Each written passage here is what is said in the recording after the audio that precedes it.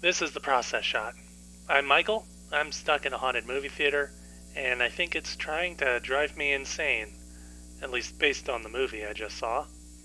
Kuso is a 2017 horror comedy anthology written and directed by musician Flying Lotus, and that's pretty much the most normal way to describe the film.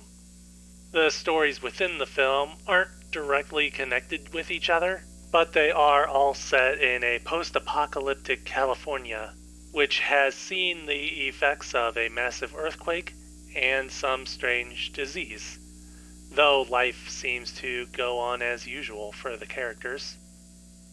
At least as usual as you can get when you have trans-dimensional stoners, bugs practicing medicine, a forest organism that a boy smears crap upon, and a whole bunch of other grotesque stuff going on.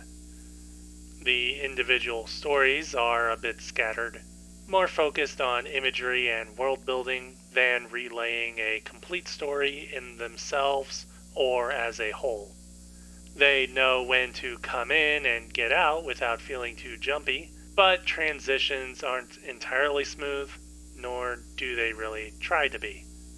The issue lies more in that the stories and characters are a bit light on substance and weight, which makes sense given the comedic nature of the film, but still leaves things a bit hollow. It also doesn't help that the stories seem to start in the middle, so to speak, leaving the viewer to have to fill in the gaps themselves. There are enough context clues to guide you to figure things out, but overall it only makes the world cohesive rather than the stories as a whole. Again, the film is focused more on images and building up a post-apocalyptic California than trying to tell stories. And it's there that Kuso really throws in everything it's got.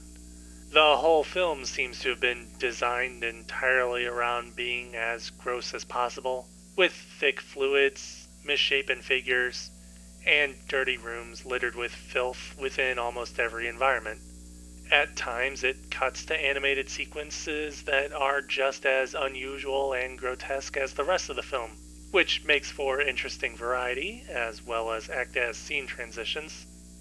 In most other films, this kind of aesthetic could be distracting and meaningless, made more for the sake of showcasing makeup and effects than being part of a larger story.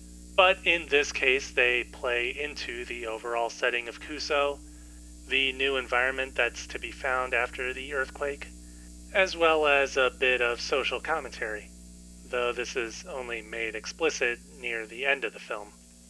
But again, the issue is less that they exist despite the story not necessitating it, and more that the story itself is underwritten in favor of world building and explaining the imagery. Overall, Kuso is definitely one of the strangest movies in modern years, and certainly one which will divide a lot of opinions. Either you'll have a fascination with the imagery, effects, and the fact that such a movie can exist with such weird and unusual characteristics and a niche target audience, or you'll simply sit and question why you decided to watch a film with little structure, fewer morals, and a whole lot of money wasted on goop. Personally, I had a good time. It's not at all a perfect film, but it's something that tries to be different and succeeds.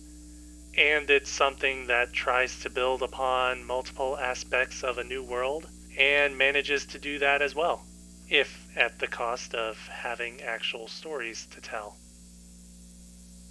Kuso, Flying Lotus, 2017. 2.5 stars. I'm still gonna recommend it though. Anyways, that's it for the review. Feel free to leave a like or a comment, and subscribe for more reviews like this one.